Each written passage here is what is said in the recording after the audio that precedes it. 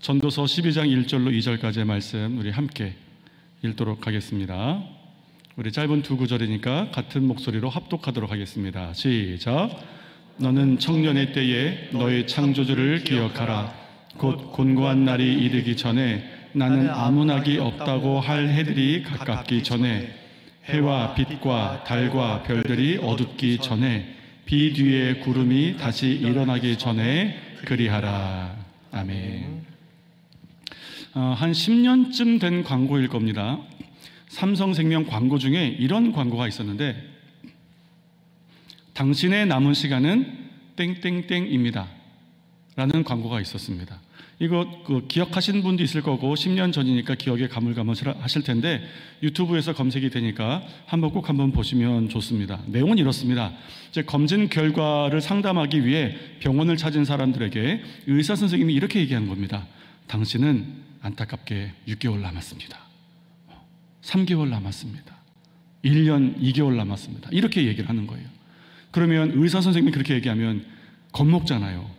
그러면 검사 차트를 딱 보여주고 마음을 정리하시라고 그러고 의사 선생님이 나가요. 그러면 그 검사 차트를 그 환자들이 보는 겁니다. 근데 검사 차트에 검진표의 명목으로 그 전에 이런 검사를 다 했었던 겁니다. 하루를 어떻게 보내는지를 물어봅니다. 일하는데 몇 시간, 잠자는데 몇 시간, 핸드폰 보는데 몇 시간, 이렇게 쭉 기록을 하게 하는 거죠. 그랬더니 사람의 평균 수명에서 검사자의 나이를 뺀 나머지 시간 중에 검진표에 기록된 모든 시간을 제하고 나니까 가족과 함께할 시간이 요만큼 남았습니다 라는 거였습니다. 가족과 함께할 시간. 여러분 대충 머릿속에 떠올려 보십시오. 얼마나 시간이 있을 거라고 생각되는지. 그 광고를 보시면 알겠지만 30대 젊은 사람도 있었습니다. 그런데 순수하게 가족과 함께 보내는 시간으로 정해진 시간이 굉장히 생각보다 짧았습니다. 자, 이제 계산해 보는 겁니다. 우리 청년들, 갭예배는 청년 예배니까 청년 중심으로 가겠습니다. 자, 평균 나이 25년으로 하겠습니다. 25살. 그리고 85세까지 산다고 가정해 보겠습니다. 자, 그럼 몇 년 남았습니까? 60년 남았습니다. 자, 60년 시간 중에서 내가 과연 하나님과 함께하는, 순수하게 하나님과 함께하는 시간이 얼마일까? 를 계산해 보는 겁니다. 우리 청년 중에 그나마 내가 이 정도면 내 믿음 좀 안정권이다 하려면 뭐 예배 주일 성수하고 봉사 하나 하고, 그렇죠? 그러면 예배 드리고 봉사 2시간 잡으면 한 3시간쯤 됩니다. 이 정도면, 그런 청년만 있으면 금쪽 같은 청년이죠. 울침 금쪽 같은 주의 청년입니다. 그 정도만 되면 예배 잘 드리지, 건강하게 봉사하지. 자, 3시간 잡겠습니다. 이렇게 했을 때 9,360시간 390일 1년하고도 한 달이 채 되지 않습니다.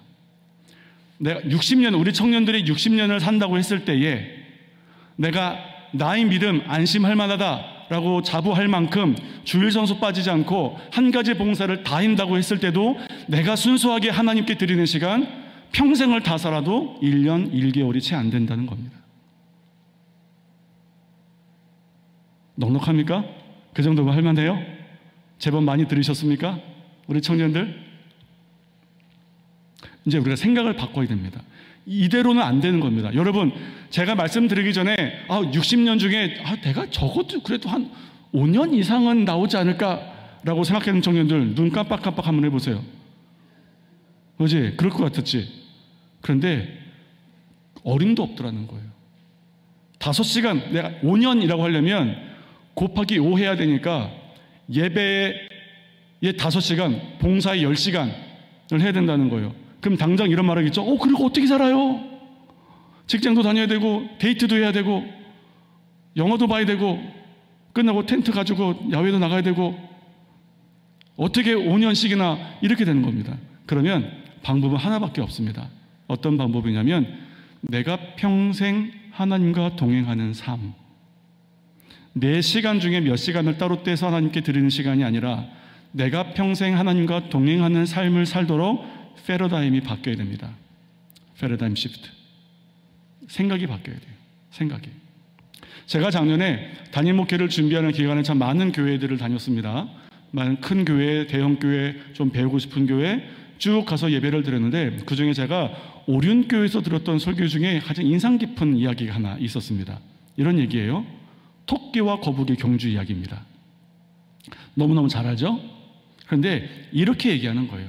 마침 토끼가 잠을 잤기에 망정이지 정상적으로 경주를 했으면 죽었다 깨나도 거북이가 이길 수 없는 경주라는 겁니다. 애초에 그 경주는 거북이가 이길 수 있는 확률이 한없이 0에 수렴하는 경주였다는 거예요. 애초에 안 되는 경주라는 겁니다. 그러면 생각을 바꿔야 된다는 거예요. 어떻게 해요? 경기 트랙을 육상이 아니라 바다로. 그러면 거북이가 질래야 질 수 없는 경주가 되는 겁니다. 이런 패러다임의 변화가 필요하다는 겁니다. 사랑하는 청년 여러분, 청년의 심장으로 함께 예배하는 우리 성도 여러분, 이 세상은 우리가 아무리 애써봐야 이 트랙에서는 우리 측에서 요구하는 세상의 방법으로는 우리가 세상을 이길 수 있는 방법이 전무합니다. 우리는 결코 세상이 정해놓은 트랙에서 세상의 방법으로 싸워서 이길 수 있는 믿음의 사람이 아무도 없습니다. 애초에 그런 트랙이 우리에게 주어져 있지 않습니다. 기억하십시오. 우리의 트랙은 세상이 아니라 믿음의 경주여야 합니다. 믿음의 경주. 그러니까 우리 청년들이 내가 세상에 살 때 애쓰고 수고해서 뭔가를 이루겠다, 세상 사람들 보기에 보란듯이 성공해야겠다, 세상 사람들 보기에 우와 하고 멋진 삶을 살아야겠다라고 마음 먹으면 이미 진 게임이 시작을 한다는 겁니다. 이미. 트랙을 바꾸세요. 세상이 아니라 믿음의 경주라는 트랙으로 얼른 바꿔서야 됩니다. 얼른. 그래서 세상의 트랙에서도 제법 선두를 유지하며 달렸던 사도 바울이 그 트랙이 잘못됐다는 것을 깨닫고 그 트랙에서 벗어나 믿음의 경주를 한 다음에 유언 같은 심정으로 자기 영적인 아들인 디모데에게 유서를 쓴 책이 디모데후서인데, 거기에 이런 고백을 하게 되는 겁니다. 디모데후서 4장 7절로 8절. 우리 청년 친구들이 조금 더 힘을 내서 읽어봅시다. 시작. 나는 선한 싸움을 싸우고 나의 달려갈 길을 마치고 믿음을 지켰으니 이제 후로는 나를 위하여 의의 면류관이 예비되었으므로 주 곧 의로우신 재판장이 그날에 내게 주실 것이며 내게만 아니라 주의 나타나심을 사모하는 모든 자에게 도니라. 아멘. 청년들 읽으라고 했는데 우리 청년의 심장으로 계신 분들이 더 또렷하게 읽어주셨습니다. 감사합니다. 자, 사도 바울이 한 말이 그겁니다. 내가 싸움을 싸웠는데, 내가 열심히 인생 살았는데 나의 인생을 이렇게 정의하겠다는 거예요. 내가 싸운 싸움은 선한 싸움이었다. 이게 첫 번째입니다. 선한 싸움. 선한 싸움이란 무엇입니까? 세상의 방법으로 세상과 싸워서 세상이 인정하는 믿음을 이겼다는 것이 아니라 하나님께서 기뻐하시는 하나님의 방법으로 세상과 싸워서 하나님께서 인정하는 승리를 거뒀다, 이 뜻입니다. 우리 청년들에게 이런 곧과 이런 기백이 필요합니다. 그리고 나의 달려갈 길을 마쳤답니다. 그의 믿음의 경주를 완주했답니다. 여러분, 이거 쉬운 고백 아닙니다. 우리 청년들이 지금 이곳에서 예배하고 있다고 해서 여러분 10년 뒤, 20년 뒤를 장담하지 마십시오. 우리의 믿음의 경주를 완주하는 것만큼 우리 인생에서 가장 영광스러운 건 없는 겁니다. 아무리 마라톤 1등으로 달려봐야 뭐합니까? 한 뼘 앞에서 결승선을 통과하지 않으면 그를 위한 면류관은 없는 겁니다. 그러니까 각오하셔야 돼요. 완주해야겠다. 그리고 세 번째, 믿음을 지켰답니다. 믿음을 지켰다. 여기서 지키다는 것이 군사용어입니다. 군사용어인데 어떤 용어냐면, 내가 한 걸음 뒤로 물러서면 낭떠러지에서 떨어진다는 심정으로 그 자리를 굳게 지키고 서 있는 겁니다. 죽으면 죽었지 내가 한 걸음도 뒤로 물러서지 않겠다. 이것을 말하는 게 군사용어입니다. 여기서 지켰다는 것은, 그 당시에 중장보병의, 로마의 중장보병의 싸움이 그랬습니다. 긴 창 가지고 한 사람 쓰고 옆에 사람이 큰 방패 가지고 딱 맞고 이렇게 큰 박스 모양의 진영을 만들어서 한 걸음도 뒤로 물러서지 않고 오직 전진만이 가능한 군사 대용으로 그들은 세계를 정복했습니다. 이겁니다. 믿음을 지키다. 이렇게 했더니 면류관이 예비되어져 있더라 라고 사도 바울이 세상의 트랙을 집어 던지고 믿음의 트랙 끝에서 그가 한 고백이 바로 이 고백입니다. 그러니까 우리에게 필요한 것은 무엇이냐? 이 세상이라는 트랙에서 벗어나는 방법입니다. 이 세상이라는 트랙에서 벗어나는 방법. 이제 아주 오래된 영화지만 매트릭스 보면 주인공 네오가 자기가 살던 세상에 가상의 세상이라는 걸 깨닫고 실제의 세상에 따로 있다는 것을 안 다음에 그 세상을 살기로 결심하지 않습니까? 그것처럼 세상은 끊임없이 지금 우리가 살고 있는 이 세상, 여기서 인정받는 그 가치가 진짜라고 끊임없이 저와 여러분을 유혹하는 거예요. 끊임없이. 특히 청년 친구들을. 그러니까 이 트랙에서 벗어나는 게 말처럼 쉽지 않습니다. 이 트랙에서 벗어날 수만 있으면, 그렇게 해서 믿음의 트랙을 밟기만 하면 어떻게든 갈 수 있을 텐데 이 트랙을 들어서는 것이 쉽지 않다는 거예요. 그래서 세상이라는 트랙을 벗어나서 믿음의 경주를 달릴 수 있는 3가지 방법을 지금부터 말씀드리려고 합니다. 3가지. 첫 번째, 인생을 다시 정의하는 것입니다. 내 인생을 세상에서 주는 키워드의 조합이 아니라 내 인생을 믿음 안에서 다시 정의할 필요가 있는 겁니다. 이게 되지 않으면 우리가 우리의 인생을 믿음으로 경주할 수 없습니다. 우리가 읽은 전도서의 저자는 전통적으로 솔로몬이라고 이야기를 합니다. 요즘은 솔로몬이 아니라는 이야기도 꽤 있고 학문적인 지지를 받기도 합니다만, 그래도 저는 전통적으로 솔로몬이라고 이해하고 이 책을 읽는 것이 훨씬 더 우리에게 유익하다고 생각하기 때문에 저도 그렇게 이야기하겠습니다. 그러면 솔로몬이 어떤 사람입니까? 하나님께 드린 일천 번제물의 제사로 하나님을 기쁘시게 해서 그가 구했던 지혜뿐만 아니라 부, 명예, 권력까지 일국의 왕으로 누릴 수 있는 모든 것들을 다 선물로 받은 사람입니다. 그의 지혜가 아프리카까지 소문이 날 정도였고, 그의 재산이 금으로 1년에 거치는 수입만 여러 개상 10장을 표현을 들어보자면 666달란트. 감이 안 오죠? 금으로 1년에 걷어들이는 세금만 1조 7천억 원. 그 당시 시가로도 1조 7천억 원. 이 정도였다고 합니다. 처첩이 1000명입니다.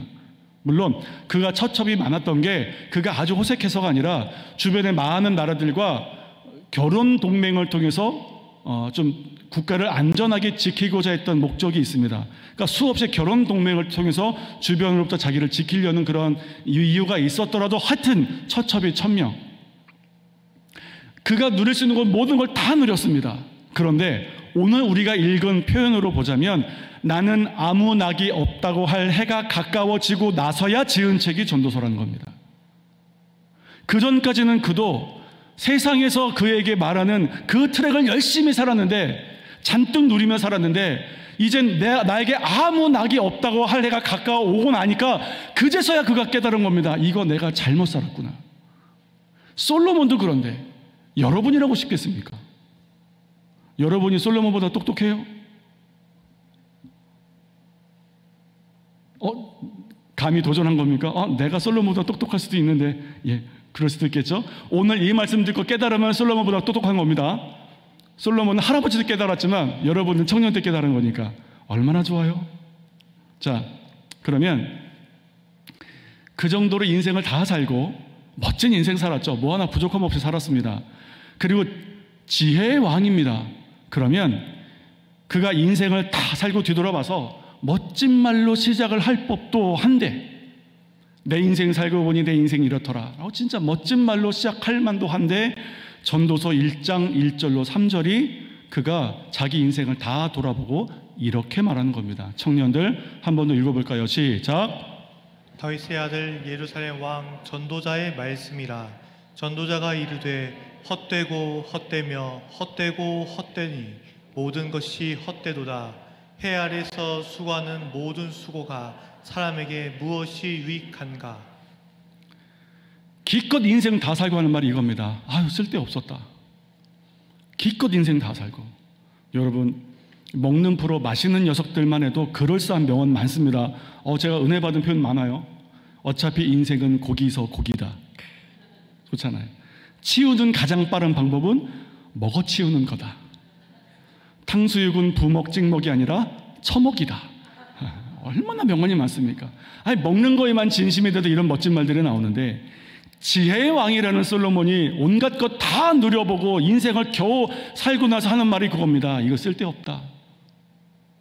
그러면 솔로몬이 살았던 것 100분의 1만 내가 가지고 살아도 원이 없겠다는 우리들은 도대체 뭐가 되는 겁니까, 그러면? 근데 중요한 건 그가 헛되다고 말한 이유입니다. 왜 헛되다고 했는지. 왜 헛되다고 했는지. 그가 왜 자기 인생 헛되다고 말했냐면 해 아래에서 하는 수고였기 때문에 그래서 헛되다라고 말하는 겁니다. 기억하십시오. 해 아래. 전도서에서 말하는 해라는 것은 경계입니다. 경계. 무엇의 경계냐면 땅에 속한 것과 하늘에 속한 것의 경계. 이게 해입니다. 그러니까 해 아래에서 하는 수고라는 것은 땅의 것을 부지런히 구하면서 하는 모든 수고가 하고 보니 쓸데없더라 라는 말입니다. 땅에 속한 것을 헤벨이라는 단어로 모으고 하늘에 속한 것을 올람이라는 단어로 모읍니다. 기억하십시오. 헤벨과 올람. 헤벨의 뜻은 무엇이냐면 헤벨의 가장 문자적인 뜻은 뭐냐면 이겁니다.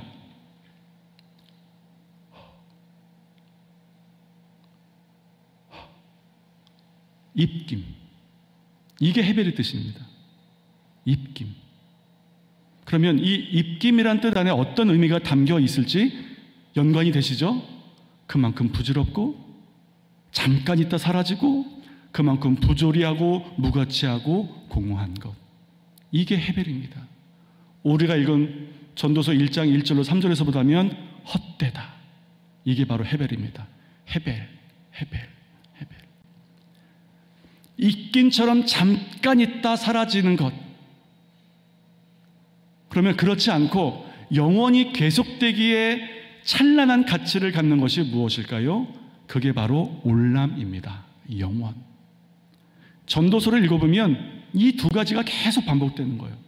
헤벨에 속한 것이 무엇이고 올람에 속한 것이 무엇인지를 그가 계속 얘기합니다.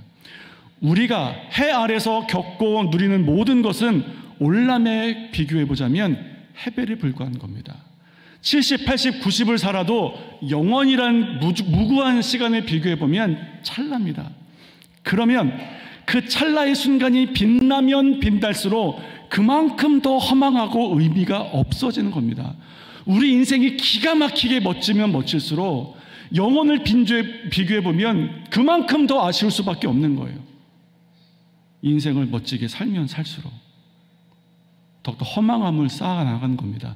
그러니까 솔로몬이 그 말을 하는 겁니다. 그러면 우리는 이 인생 앞에서 이것을 질문해 볼 수 있어야 되는 겁니다. 잠깐 있다가 사라질 것을 위해서 청년의 때를 소비하는 것이 이게 맞냐? 이 질문입니다. 우리가 우리 인생을 재정의한다는 것은 그런 의미입니다. 잠깐 있다 사라질 그것을 위해서 내 인생 허비하는 게 과연 맞는가? 이 질문만 진지하게 고민해도 여러분 세상이란 트랙에서 벗어날 수 있습니다. 이 질문을 진지하게 고민하지 않기 때문에 여전히 세상에 영원해 보이고 여전히 세상에 찬란해 보이고 값져 보이는 겁니다. 그러면 두 번째, 내가 믿음의 경주를 달릴 수 있게 하는 두 번째는 무엇이냐? 내가 지금 달리고 있는 위치를 확인하라는 겁니다. 나의 위치. 내가 지금 평생 경주 중에 어디쯤 달리고 있는지 이거를 확인하는 것. 이게 왜 중요하냐면 오늘 우리가 읽은 본문에서 솔로몬이 이렇게 말하기 때문입니다. 너는 청년의 때에 이렇게 말합니다. 그리고 이 청년의 때라는 것이 무엇을 의미하는지 누가 청년인지 부연 설명하는데 잘 들어보십시오. 나는 아무 낙이 없다고 할 해가 가깝기 전에 해와 빛과 달과 별들이 어둡기 전에 비 뒤에 구름이 다시 일어나기 전에 요 때를 사는 사람들은 다 청년이랍니다. 이게 좀 문학적인 표현 갖고 좀 아리까리하죠? 설명해 드리겠습니다. 나는 아무 낙이 없다고 할 해가 가깝기 전에 이 말은 뭐냐면 아직 내 인생의 즐거움이 남았을 때입니다. 먹는 게 맛있고 영화가 재밌고 여행 가면 새로운 걸 보고 막 기분 좋을 때 아직 내 인생에 즐거움이 남았을 때, 그때가 청년이랍니다. 두 번째, 해와 빛과 달과 별들이 어둡기 전에, 이건 뭐냐면 내 인생에 찬란함이 아직 남아있을 때. 왜 우리 어르신들은 젊음만 봐도 너무 멋지죠? 너무 빛나죠? 뭘 이렇게 예쁘게 꾸미려고 그래? 젊다는 것 자체가 이미 아름다운데, 그 탱탱한 피부 자체가 이미 어느 보석보다 값진데 뭘 자꾸 예쁘게 꾸미려고 이러시잖아요. 우리 어르신들은 다 알잖아요. 청년의 때가 얼마나 찬란한지. 그 찬란함이 아직 남아있을 때. 비 뒤에 구름이 일어난다는 것은 이스라엘의 겨울을 말하는 겁니다. 겨울에 폭풍이 찾아오기 전에 징조가 이렇답니다. 겨울 폭풍이 올 때, 그러니까 겨울 폭풍이 몰아치기 전에, 이 뜻인 겁니다. 이때가 왜 중요하냐고요? 아직 기회가 있기 때문에 그렇습니다. 기회. 어떤 기회일까요? 여러분의 즐거움을, 이 헤벨의 세상에서 여러분이 가질 수 있는 그 즐거움을 영혼과 맞바꿀 수 있는 기회가 아직 있으니까. 헤벨에서 계속 기쁘고 즐거움을 찾아 살지, 아니면 이것을 값으로 지불하고 올람의 세상에서의 찬란하게 빛날 그 소중한 가치로 바꿀지, 아직 바꿀 기회가 있다는 겁니다. 여러분의 즐거움을 대가로 해서 올람을 소유할 수 있는 기회가 아직 있다는 거예요. 여러분의 인생이 아직 찬란하게 반짝반짝하게 빛날 때, 그때 그 찬란함과 영원한 것을 바꿀 수 있는 기회가 아직 있다는 겁니다. 아직. 겨울이 오기 전에 분주하게 봄에 씨 뿌리고 여름에 김 메고 추수할 가을이 돼서 우리 주인 되신 하나님 앞에 추수날의 얼음 냉수처럼 우리 주인 되신 하나님의 마음을 시원하게 해드릴 수 있는 기회가 아직 청년들에게 있다는 거예요. 아직 기회가 있다는 겁니다. 아직. 그게 지금 여러분이 달리고 있는 청년의 때입니다. 아직 기회가 있습니다. 아직. 그러니까 기억하십시오. 지금이 아니면 기회가 사라지는 겁니다. 생각해 보세요. 영혼에 비하면 인생 자체도 짧은데, 짧은 인생 안에 청년의 때는 얼마나 더 짧게요? 순식간에 지나가는 겁니다. 여기 많은 우리 어르신들 함께 이야기하고 있지만 진짜 청년의 때 순식간에 지나가셨죠. 눈 감았다 뜬 것 같은데 청년의 때가 지나가셨잖아요. 니들은 모를 것이다. 그렇다니까요. 순식간에 지나갑니다. 순식간에.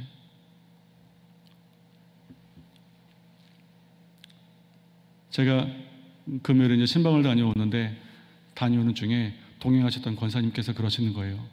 우리 청년의 때 참 하나님께 시간 쪼개가면서 봉사하는 기쁨으로 참 행복했는데, 애 없고 들처 없고 그렇게 결혼해서 내 젊음을 하나님께 드릴 수 있다는 게 얼마나 기쁜 줄 몰랐는데, 우리 자녀들에게 그 기쁨을 알게 해주고 싶은데, 나 너무 기뻤는데, 내 젊은 때를 하나님께 드릴 수 있어서 너무 행복했는데, 이 말씀하셨습니다. 모르겠지, 이게 어떤 기쁨인지. 그것이 올람을 기대하는 믿음의 사람이 누리는 기쁨입니다. 청년 여러분, 아직 기회가 있습니다. 아직. 마지막 세 번째, 나의 경주가 믿음의 경주가 되려면 어떻게 해야 되나? 고린 지점을 확인해야 됩니다. 내가 이 트랙을 달리면 결승점이 어디인지를 확인해라는 겁니다. 오늘 본문은 그 고린 지점을 이렇게 말합니다. 청년이여 창조주를 기억하라. 이게 고린 지점입니다. 고린 지점. 단순하게 하나님을 기억해라 이렇게 말하고 있는 거 아닙니다. 하나님을 기억해라 라고 말하는 것이 아니라 하나님께서 너희들의 창조주가 되심을 기억하라는 겁니다. 하나님께서 왜 우리들을 창조하셨는지 그 목적을 잊지 말라는 거예요. 그것을 잊어버리는 순간 하나님을 하나님되게 인정하지 못하는 겁니다. 그러면 하나님께서 저와 여러분을 창조하신 목적이 무엇인가요? 외우기도 쉽습니다. 이사야 4321, 이사야서 43장 21절. 우리 청년들 한 번 더 읽겠습니다. 시작. 이 백성은 내가 나를 위하여 지었나니 나를 찬송하게 하려 함이니라. 하나님께서 백성 삼으신 저와 여러분을 지으신 목적이 분명합니다. 하나님을 찬송하게 하려는 목적입니다. 여기서 찬송이란 단어가 히브리어로 할랄이란 단어인데, 이 할랄은 단순히 노래하다 이 뜻이 아니라 하나님께 경탄하고 하나님께 열광하고 하나님을 자랑하는 것, 이게 할랄입니다. 그것의 곡조를 담는 게 찬송입니다. 할렐루야, 할렐루야, 하나님을 찬양하라, 하나님께 경탄하고 하나님께 열광하고 하나님을 자랑하는 삶을 살아라. 이것이 할렐루야입니다. 이것이 우리 인생의 목적이기 때문에 그렇습니다. 우리의 결승선. 왜 그래야 되나? 하나님만 유일한 올람의 주인이시기 때문에 그렇습니다. 우리가 그토록 기대하고 바라는 올람의 주인은 오직 하나님밖에 없으신 겁니다. 그러니까 내가 내 청년의 열정을 다해 열심히 달리고 있는 그 경주장의 끝에 있는 것이 면류관을 들고 기다리시는 창조주 하나님이신지, 아니면 입김처럼 사라지고 말 헤벨의 그 어떤 것인지를 점검하라는 말입니다. 내가 지금 달리고 있는 이 경주의 끝에 뭐가 있는지. 또 여러분, 혹시 궁금하십니까? 제가 왜 오늘 계속 설교를 경주에 빗대서 이야기하는지. 안 궁금해도 말씀드리겠습니다. 그러니까 듣기 싫어서 들으셔야 돼요. 왜냐하면 인정하던 인정하지 않던, 바라던 바라지 않던, 우리 모두는 이미 경주를 시작했고 반드시 끝이 있기 때문에 그렇습니다. 세상은 이 말에 귀를 막게 하는 거예요. 세상의 다양한 달콤한 소리와 그럴싸한 말들로 이 음성을 듣지 못하게 청년의 귀를 막는 겁니다. 그래서 전도서의 마지막 장의 마지막 절이 뭔지 아십니까? 이거 청년들 기억하십시오.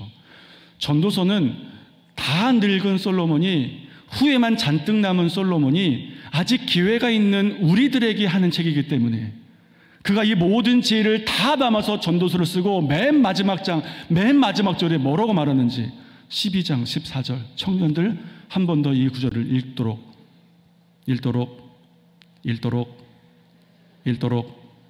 12장 14절 읽도록. 나 같으면 자, 나왔습니다. 전도서 12장 14절 함께 읽겠습니다. 시작. 하나님은 모든 행위와 모든 은밀한 일을 선악간에 심판하시리라.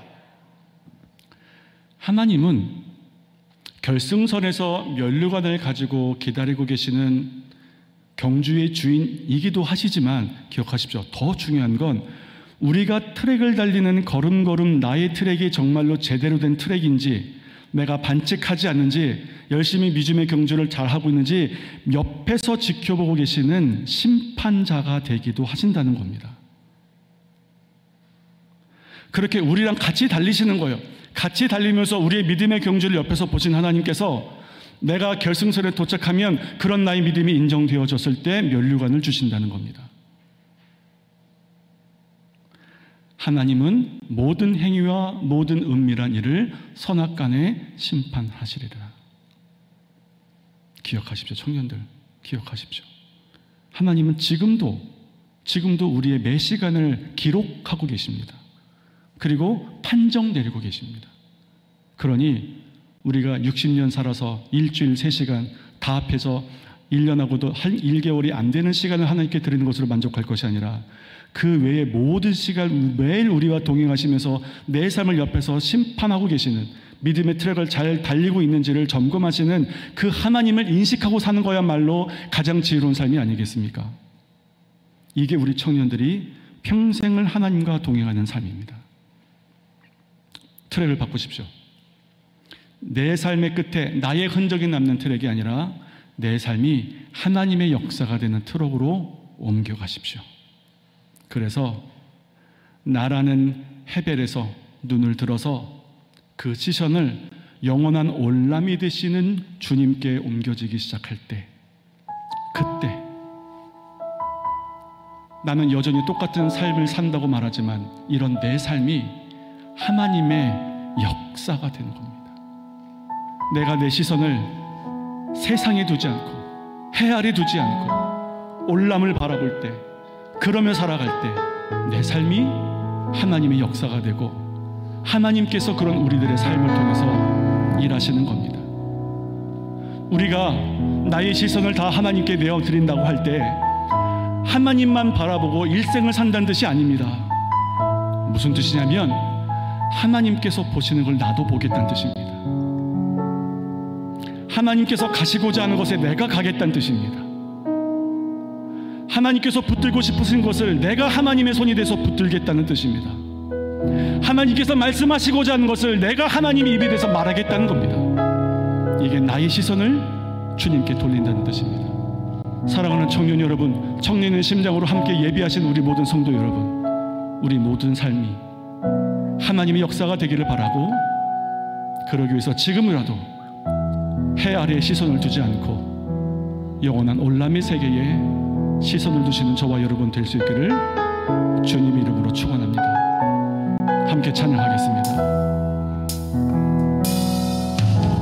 내게로부터 눈을 들어 주를 보기 시작할 때 주의 일을 보겠네. 내 작은 마음 돌이키사 하늘을 꿈꾸게 하네. 주님을 한 번 더 고백합니다. 내게로부터 눈을 들어 주를 보기 시작할 때, 내게로부터 눈을 들어 주를 보기 시작할 때 주의 일을 보겠네. 주의 일을 보겠네. 아멘. 내 작은 마음 돌이키사 하늘을 꿈꾸게 하네. 주님을 볼 때 모든 시선을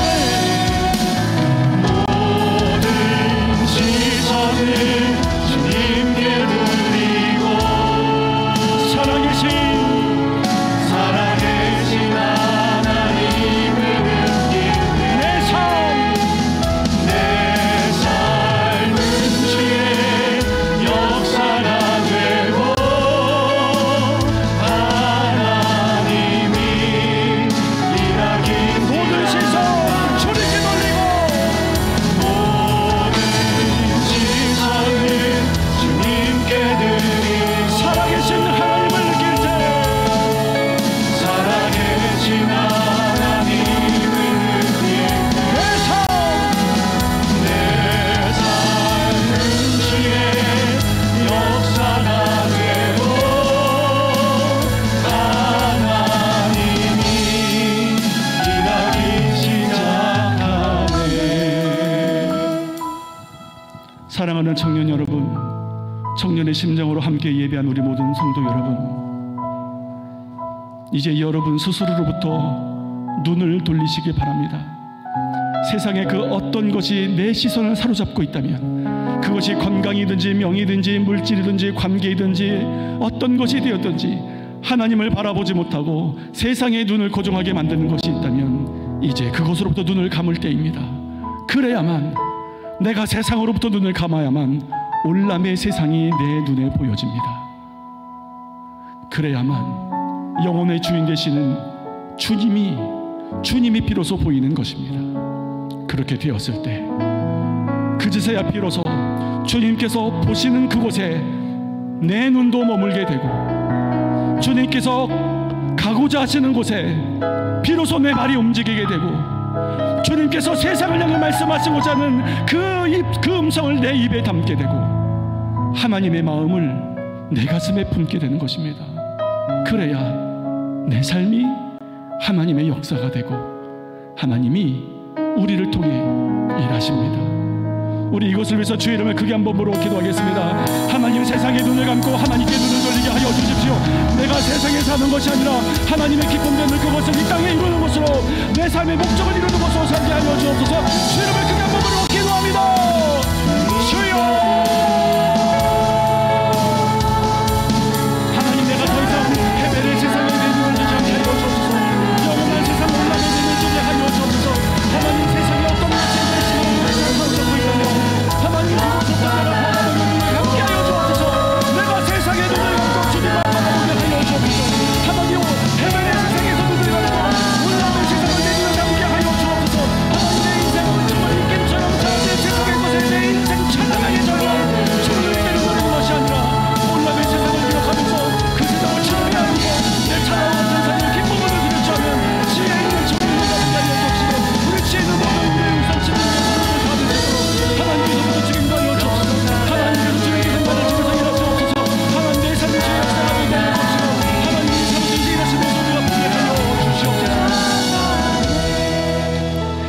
많으신 하나님, 이제 우리가 세상을 향하여 눈을 감습니다. 그리고 영의 눈을 떠서 올람의 주인 되신 주님 바라보기 원합니다. 하나님, 더 이상 내가 새 아래 것으로 수고하지 않게 하여 주옵소서. 하나님, 입김처럼 사라지는 세상의 것에 내 찬란한 젊음을 들이지 않게 하여 주십시오. 아직 기회가 있을 때, 세상의 즐거움과 주님의 기쁨을 맞바꿀 수 있는 기회가 아직 나에게 있을 때, 내 인생에 찬란할 때 그 찬란함을 하나님께 드릴 수 있는 기회가 아직 있을 때, 내 인생의 겨울 폭풍이 다가오기 전에 아직도 추석날을 위해서 부지런히 애쓸 수 있는 기회가 나에게 있을 때, 그 인생의 때를 통하여 영혼을 준비하는 지혜로운 우리 모든 청년들과 울산 침례교회 모든 성도들 될 수 있도록 하나님께서 함께하여 주옵소서. 그래서 우리의 삶을 통하여께서 하나님께서 일하시고 내 삶이 주의 역사가 되는 평생을 주님과 동행하는 우리 귀한 성도님들과 우리 청년들 될 수 있도록 하나님 함께하여 주옵소서.